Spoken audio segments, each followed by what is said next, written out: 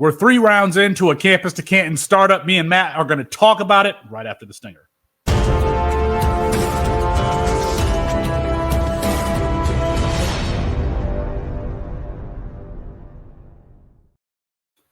Felix Sharpe and Matt Bruening for Campus2Canton.com. We got a good one for you here today. We're 3 rounds through a Campus to Canton startup mock draft. If you haven't played in the Campus to Canton Fantasy League, all it is really a dynasty fantasy football league, but you have an accompanying college team. You're playing college fantasy at the same time you're playing NFL fantasy football. So, and then when your college players declare for the NFL draft, they're added to your NFL roster. So, for example, Caleb Williams, who was just drafted by the Bears in Campus to Canton leagues, we've had him for 3 years, and he was scoring points for us when he took over for Spencer Rattler in that Red River shootout game. And we've been scoring with him ever since. So if you want more information about a Campus to Canton Startup League and how you can get in one, you can drop a question in the comment or hit the link in the description box. I'll provide some more information there. Is there any, Matthew, is there something else before we should actually get into the actual players and the draft picks and stuff? No, like you said, this is, and as you can see, if you're watching the YouTube channel here, Startup Mock Draft version 1.0. It's the first one that we have done to the 2025 season. Obviously, at the time of this recording and the time of the mock draft started, we have yet to finish the actual college football season. The national championship has not been played yet. So obviously, you could see maybe if we discuss this draft at another time, some players that end up going to college or end up going to NFL, mix it up. But yeah, just wanted to throw that out there. We started this for the actual end of the college football season. Yeah, and this is a startup mock draft. You can also have a freshman draft because every single year after the startup, you can draft a freshman. But in this mock draft, the entire world, a player pool is available to us in college football. So this is what else? 45 rounds normally a startup yes. Draft. A real one is normally 45 rounds. Usually, you're in that 30 range on the NFL side, but this is the college side. So Matt, let's go ahead and get the board here on the screen.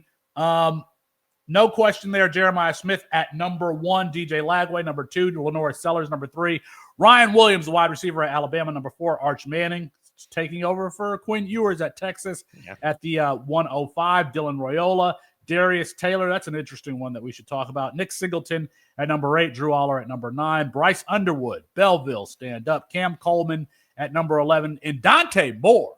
Closing out the first round with Dante Moore at the 112. Jeremiah Smith here at the number 1. I mean, he's the consensus 101, probably regardless of format. And I don't have a problem with that, Matthew, because more than anything on my college side in the first couple of rounds, I want to have like safety and security. And we know that Jeremiah Smith is a dude, so why reach for anybody else? Yeah, I mean, he just showed us as a true freshman how incredible he is. I mean, you had coaches like Dan Lanning said he's ready for the NFL today. There's a guy I can't imagine will not be a first-round pick when it is his turn to go, so you're going to get at least 2 more years of college football production from him, likely a guy you're going to be starting every single week. And then again, at worst, probably a top 10 draft pick when it's his time to come. I mean, I do think that, again, just depending on how you feel about position scarcity, among other things, I do think that DJ Lagway and Sellers could be in the conversation for the number 1 overall pick, again, because of how important quarterbacks are, not just on the college side of things in super flex leagues, but obviously the NFL as well. But again, there's still questions about both those players. And as crazy as it is to say, so we've only seen 1 season of Jeremiah Smith, I feel like there's less questions about him as a player than anybody else on this list. Felix. For those who aren't paying attention to college football recruiting, etc., I mean, Jeremiah Smith he was what we thought he was. I mean, he was what we thought he was, and so it's not really a surprise, and we don't have any questions about him. That's why he's going here at the 101. DJ Lagway and Lenore Sellers go 2 and 3. Are you surprised to see Sellers here all the way up at 3? Because it seems like there are those in the industry that disagree with the fact that we had this former 3-star recruit. We've had him ranked so highly, and now he's here taking number 3 overall. I mean, so it's a little surprising to me, number 1, because the person picking at 2 was Chris Moxley, who is a South Carolina fan, and he took DJ Lagway. So I just want to point that out. But no, I mean, look, obviously we have been talking about Lenore Sellers in my opinion, before anybody else, I know some of that's been disputed, but we've been big fans of his game overall. And when you look at what he did at the back half of the season last year, like we saw progression, right? Like we saw him get better. He was a much different quarterback in those last 4 or 5 games for South Carolina than he was at the beginning of the year. So when you take players like this in your draft, you have to project some kind of progression. You can't expect him to just hit a wall and that's it. He showed us some progression. I think that he deserves to go above Arch, Dillon, Drew Allar. Bryce Underwood's an interesting one, but when you just talk about this again from a fantasy perspective, DJ Lagway and Lenora Sellers just bring you something from an overall perspective, rushing and passing, that most of the other quarterbacks on this list just do not bring you. So to me, it makes sense. Yeah, Sellers is my quarterback 1. So, going into 2025, Sellers is my QB1. 6'3", 245 pounds. He's probably going to run a 4.6 in the 40-yard dash. He's great as a rusher. You can use him at the goal line. And as we saw late in the season, man, he is ahead of you said other people in the industry said we weren't talking about him first. We did the next Anthony Richardson before he ever played a snap at South Carolina. So I don't know who's saying that we haven't been talking about him for a long time, but I will say he is further developed as a passer than Anthony Richardson was. And we saw that in that spring game. For folks who don't remember that spring game that South Carolina played their first year, the first 2 on the depth chart, the 1 deep and the 2 deep, they went touch and all, 2-hand touch and all that. They put Lenora Sellers in, and then everybody was live, including the quarterback, including Sellers, and he really smoked, the 3 deep in that South Carolina program. And, we knew about him coming in, but I'm like, yep, he was making some impressive throws then, and we just expect him to continue to develop, especially given the fact that he is. I don't want to spend all this time talking about Lenora Sellers, but he reminds me of Ben Roethlisberger. How you would have Ben Roethlisberger in your grasp, and he was so big and so strong, he would just pull out of it and make a throw downfield. That's what Lenora Sellers reminds me of. We've got Ryan Williams, the dynamic freshman wide receiver at Alabama, here at number 4. But we don't know who's going to be throwing him the ball just yet. Yeah, but again, I think like Jeremiah Smith, actually, I think all 3 freshmen in the first round here all proved a lot as true freshmen. Now, Cam Coleman, I think is fair to say a little bit less than Jeremiah Smith and Ryan Williams, but all 3 were very good. I think if you again just expect a little bit of progression, I think all 3 are probably likely locked in first-round picks. I mean, the one thing I will say about Ryan Williams, you're right, we don't know who the quarterback's going to be, but we do know he's still attached to Kalen DeBoer. And say what you want about what that offense is, he gets the best out of his wide receivers, has at his time at Indiana, Washington. And again, last year for Ryan Williams, again, we'll just say it because I know people are thinking it. He's 17 years old. He reclassified up to be in that class, and to get that out of him was pretty impressive. Yeah, I mean, I don't want to have questions about players, but I'm taking him this early. And Ryan Williams, I don't really have a ton of questions about. He's going to have the talent, so I have no problem with taking him here at number 4. Arch Manning and Dylan Raiola come here at the 5 and 6, Matthew.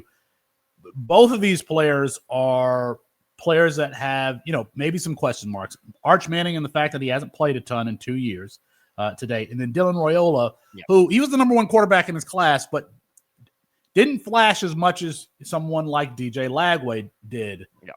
How aggressive are you in taking quarterbacks in a startup draft? Like, would you take Arch Manning here at Arch Manning and Dylan Raiola here at the 5 and 6, or would you, I don't know, kind of skip out on quarterback and go for guys like Nick Singleton or Jordan Tyson, or like, some player that you kind of know where they're going to end up in the NFL when it comes to NFL draft capital? If I'm this high up in the draft, I want a quarterback, especially if it's one of these guys. Now, I would not put Dylan Raiola in this discussion. I would keep Arch in there. I actually think the other quarterback on this list that should be in that discussion is Bryce Underwood, who ended up going all the way down there at 10. Because of the college side mattering so much. Now, again, you're only going to get 1 year Arch, you would think, with him being a junior and possibly having the chance to go to the NFL. But I think the quarterback for the first time since our first year doing this in the Trevor Lawrence, Justin Fields era is actually kind of deep, but I wouldn't say it's deep. It's got high end talent at the top and it drops off really quick, where if you're looking at this, and obviously, if we get into the second and third round here in a little bit in this video, there's guys like Sam Levitt who are going in the middle of the second round. I'm fine with taking him, but I don't know that he has the upside of Arch Manning, DJ Lagway, Lenore Sellers, Bryce Underwood. If I can get one of those guys, I'd happily take them and then pivot to the wide receivers and running backs, because I think, especially at wide receiver, it's a lot deeper than at least the quarterback position. I'm fine taking one of those top guys there, because I just believe in the upside of all those guys, those four. Well, you mentioned Drew Aller. Let's just skip to Drew Aller here at number 9 overall. Man, I don't know if anybody had a more like roller coaster playoff, affecting their, because if Drew Aller had played lights out football, for the entirety of the playoff, first of all, Penn State might be in the national championship game. Secondly, Drew Aller's probably not available to be taken in this draft because he would have jumped to the NFL. Yeah, I agree, but I think he deserves to be a first-round pick because the tools are there, right? And we actually did get to see, at times, it looked like Franklin let Andy Kotelnicki, the new offensive coordinator this year, open it up a little bit. But the problem was, and you've talked about it throughout this year, the accuracy has really not been there for Drew Aller. And not even just like he completes these passes, but it's very easy passes. When you look at him trying to make these more difficult throws that we saw and you've talked about, he actually made on his high school film, he's dirting those balls. He's overthrowing wide receivers. And it's just, there's something missing there that scares me with Drew Aller. Like, I think that there's a shot maybe he puts it all together this year. But again, I as crazy as I might even take Dante Moore over him at this point. Like, sure, if you want to talk about it from a tools perspective, he deserves to be a first-round pick. I get that. But I would not have taken him over Bryce Underwood and probably even Dante Moore.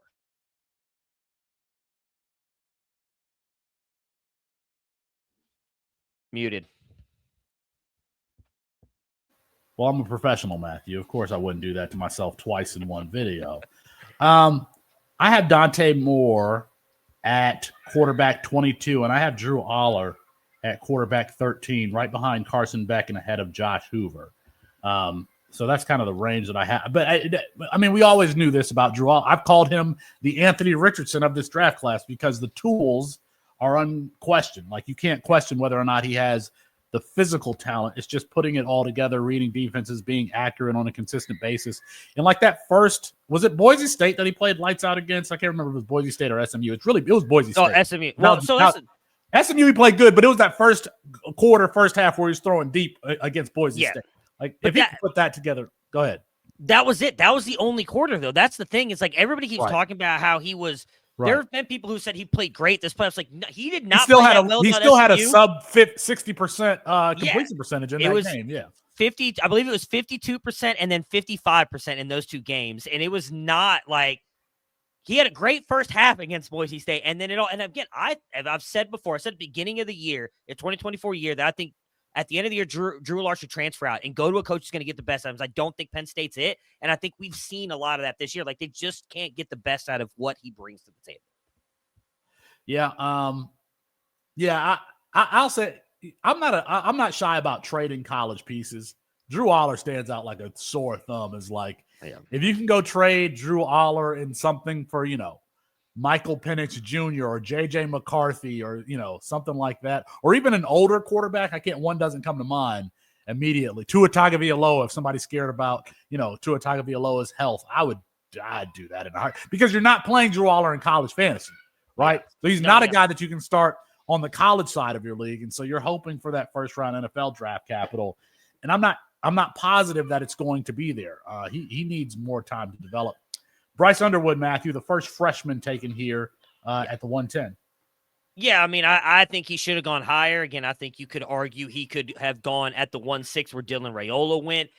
Obviously it's hard to project these guys, right? When it comes to these freshmen, there's a lot of projection you're going here. And I know a lot of people are worried about the Michigan landing spot. We had Alan True of 24/7 Sports on just a couple weeks ago on the YouTube channel talking about he think that's going to change. I know they brought in, I believe it was Chip Lindsey at offensive coordinator, who has been known to have more of like a wide open offense. It's going to be intriguing, obviously, again, because of the Michigan landing spot. But overall, what Bryce Underwood brings to the table as a true quarterback prospect, I've said it before. Austin, also on the recruiting team, one of the co-founders here at Campus2Canton, he's the highest graded quarterback we've ever graded in the 4 years that we've been doing this. Like, I just find it very hard that he's going to fail.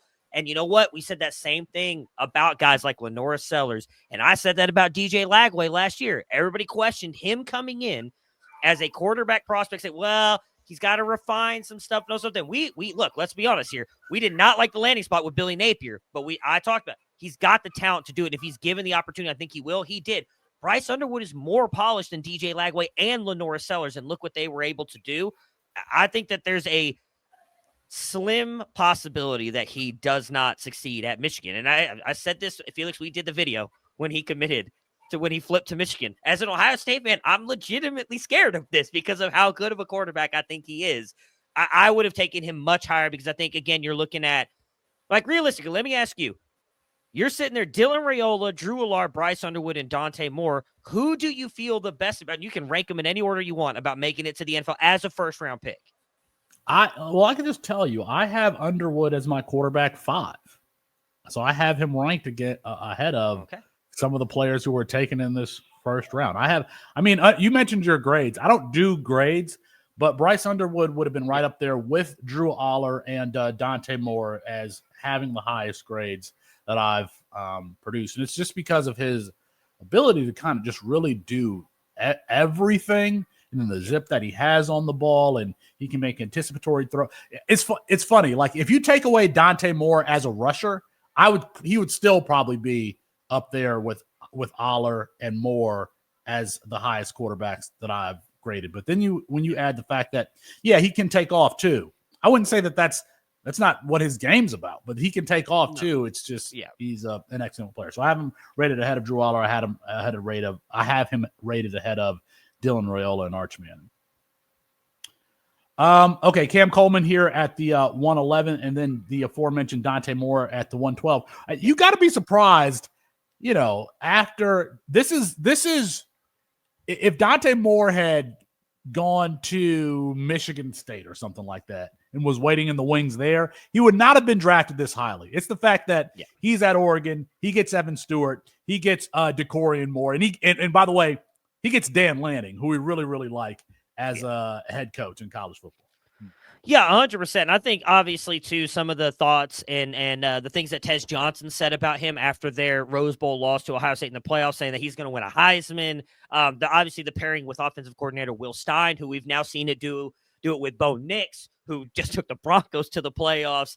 Dylan Gabriel, who likely is not going to be a first-round pick like Nix was, but possibly a day 2 guy, maybe early day 3 with what Will Stein was able to do with him. And then Dante Moore comes in there again as by far the best overall quarterback prospect that Will Stein will have had for the past couple years. So you talk about just the weapons, as you mentioned, around him, likely no worse than a top 10 offensive line. Will Stein there, like, it's just everything's lining up for Dante Moore to not only hopefully show us the hype and love that we had for him as a true freshman, but also put up the fantasy points because he's just a much better passer than Bo Nix and Dylan Gabriel were. So if he's able to get the best out of him in that Will Stein system, you're probably talking about at worst a top 15 quarterback for fantasy because Bo Nix and Dylan Gabriel both finish up there with rushing, which I know Dante Moore won't bring you, but volume passing wise, because that's it. Mekhi Hughes in there as a running back. He can catch the ball as well too. So they've shown not afraid to dump the ball off to the running backs as well, right? So I think just from a pure volume passing standpoint,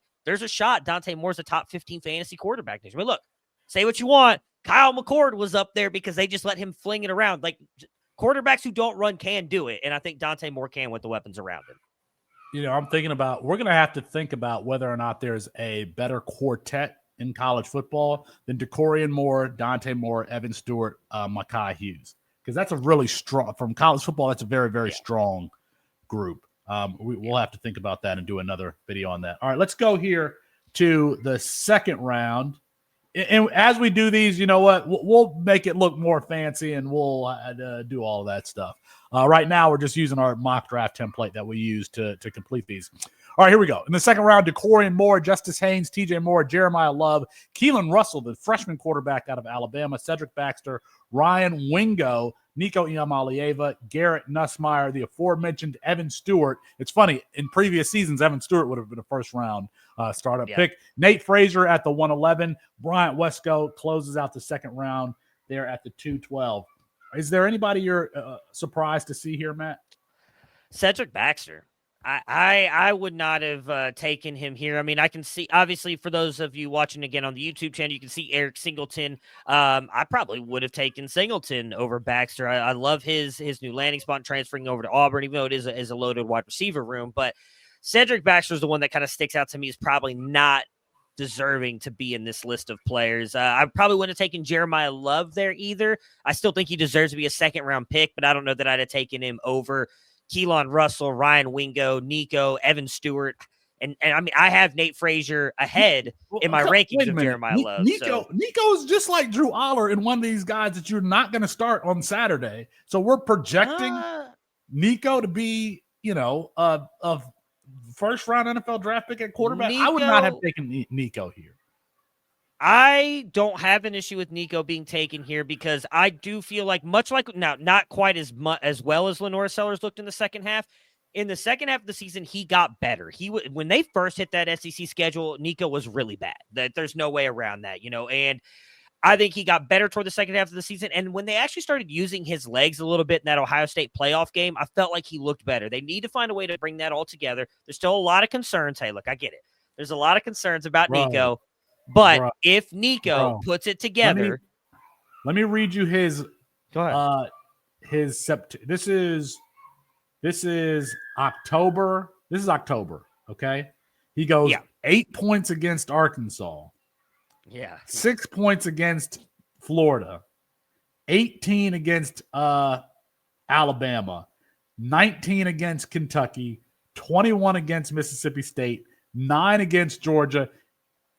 And then November 23rd, they played UTEP really late. 35 against UTEP, 38 against Vanderbilt, and then 20 against who's OSU? Did they play Oklahoma State in the bowl game? No, that was Ohio State. That was Ohio State. That was in the chip playoff game. Oh, that was in the yeah. Oh, yeah. That's what I'm saying. In those last couple games, you can't start in sixes. In those. No, I agree. That was when they first hit the SEC schedule. So when they first hit because remember, the beginning of the season when they were playing like the Chattanoogas of the world, he was lighting the world on fire. And everybody was like, oh, because even I was like, quarterback one, Nico, let's go. Then he had 31 against Chattanooga. He had 32 against NC State.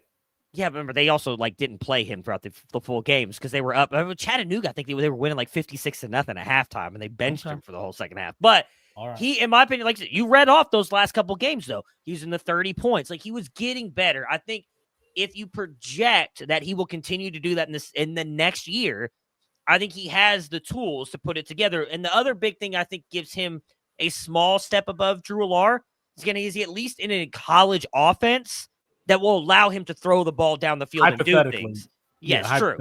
Yeah. Heupel will try and get him to pass the ball where, James Franklin's fine if Drew Allar's A-dot's 3 yards. So that's kind of the thing for me with Nico. And it doesn't help that Drew Aller returns Katron Allen and Nicholas Singleton because they're going to turn around. And all their wide receivers left. All of them left and hit the portal. So, yeah. Right. True or false, Matthew? Nate Frazier, TJ Moore, Justice Haynes, all of those guys could have gone in the first round. You wouldn't have a problem with.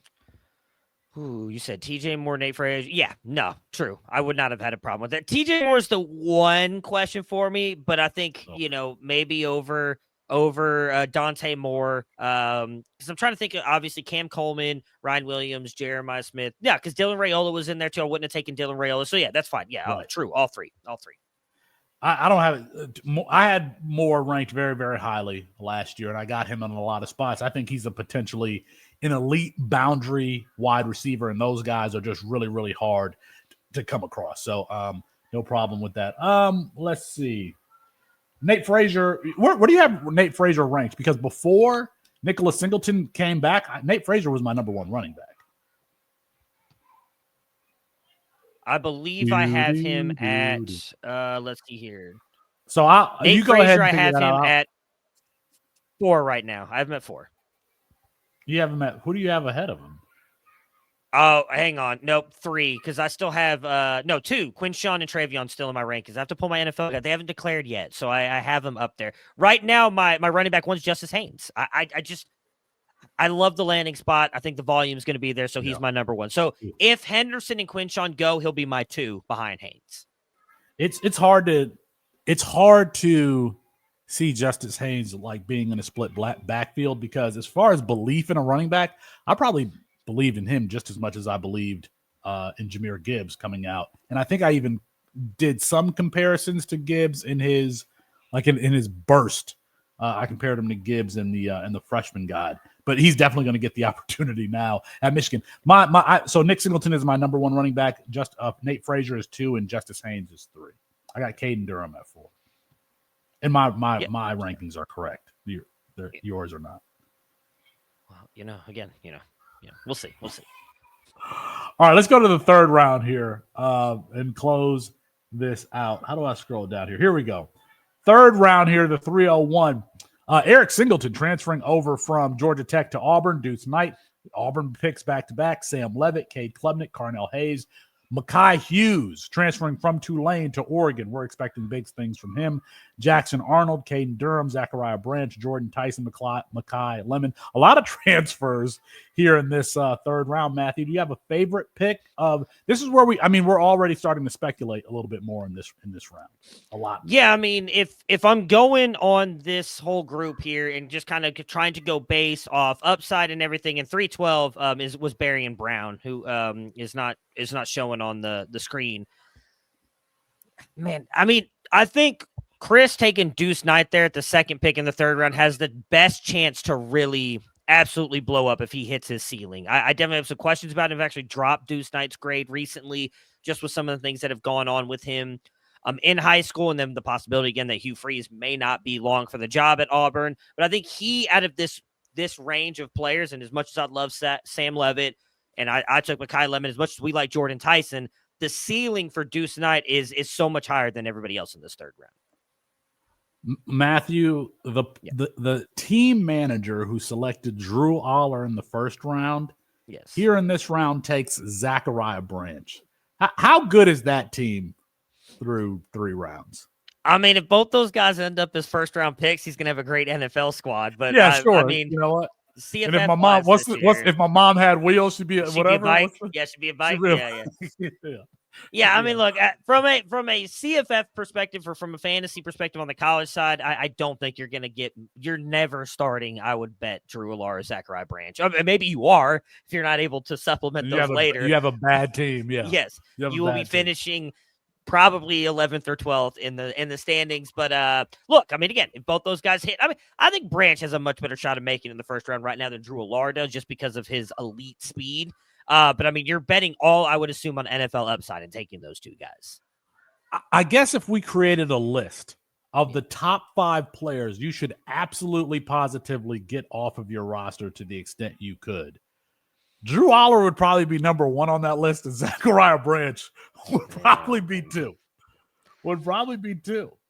They would definitely both at least be in the top 5, I would think. Yes, I would not. I would not love to roster either. I mean, again, I think Zachariah Branch has some hope, I guess. But again, I mean, if you go back and look at Georgia's future, when's the last time? I think it's been 10 plus years since they've had a 1,000-yard receiver. How much longer since they've even had a 900-yard receiver? I don't trust that Gunnar Stockton's going to be able to get the best, or I forget, Bobo is going to be able to get the best out of Zachariah Branch either. So, which tree? We talked about trios. Here's another one. Would you rather have that Oregon trio? So I'm taking DeCorian Moore out. Let's say Evan Stewart, Dante Moore, Mekhi Hughes, or the Arizona State trio of Kanye Udo, Sam Levitt, and Jordan Tyson. Which would you rather have? I mean, man, that's tough. I would lean Oregon because of. I mean, that's so hard because I think. I'll you're leaning Oregon because of the helmet. You're leaning Oregon. No. I'll take Arizona State. No, I was thinking about it in my head because I think Sam Levitt has a higher fantasy ceiling than Dante Moore because of his rushing upside. I was debating between Mekhi Hughes and Kanye Udo in my head. I do think Mekhi Hughes is a better running back. I like Kanye Udo, but I think Mekhi Hughes is better. But then when I was thinking about Jordan Tyson and Evan Stewart, I mean, look, the one that said, I mean, granted, Jordan Tyson did get injured at the end of the season. I mean, look, Jordan Tyson has probably doubled up Evan Stewart's fantasy points over the past couple of years with what he's done. So I'll take Arizona State. I think this round kind of demonstrates the impact of those stars, getting those stars next to your name, it really has an impact in recruiting and how we value players in fantasy. Because I think Sam Levitt should have been taken ahead of Arch Manning and Dylan Royola. Yeah. But Sam Levitt wasn't a 5-star, oh, you can't miss prospect. But based on how he's played, and Sam Levitt is like the Jalen Hurts type where he can pass and throw. And, he's going to have a bad game and still have 25 fantasy points because, he had 60 yards rushing, 1 touchdown, and he threw for 200 yards and threw for another 2 touchdowns. Yeah, there's a 30 like on a bad day, and on a good day, Sam Levitt could get you, 40 or something like that. So I really like Sam Levitt. I like Jordan Tyson, fully recovered from the ACL injury when he was at Colorado, obviously dealing, I think it was the shoulder injury. That's why he missed the playoffs. So, and I like the fact that this is important too, Matt, for me, is the fact that he gets consistency in offensive coordinator, head coach, quarterback. Like all of those are going to be consistent from 2024 to 2025.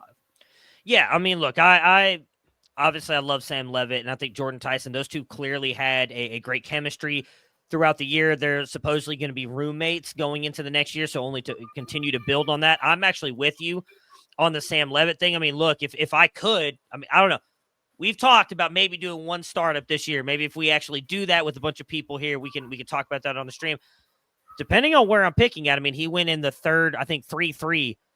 If I could, I would angle, depending on where I'm picking in the draft, is to try and get, if I could start off this way, just looking at the way the board fell, a Lenora Sellers or Bryce Underwood in the first round, Sam Levitt in the second round, to then pair with Jordan Tyson in the third. I think that'd be a dream start because get it? Yeah.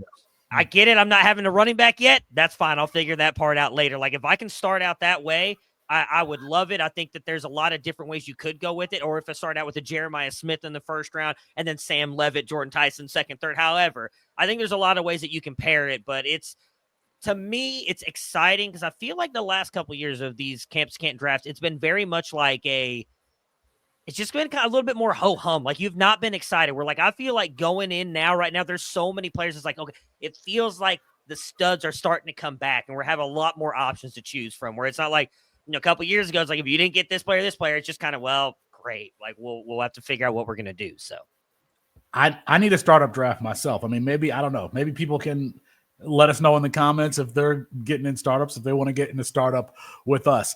We just went through the first 3 rounds. That draft is going to go through round, I don't know, whatever. We will cover the additional rounds in that draft, and we'll call it version 1.0, rounds, whatever, through whatever. Let us know your thoughts on the first 3 rounds of the Campus2Canton startup draft. And if you haven't tried one, join Campus2Canton.com and get in our Discord, and you can get in a startup, in a real, not a mock, and get into a real startup and try playing college fantasy football for the first time, or try playing Campus2Canton for the first time. I'm telling you, if you love ball, you will love a Campus2Canton league. All right, Matt, anything else? All right, then. Peace. That's it.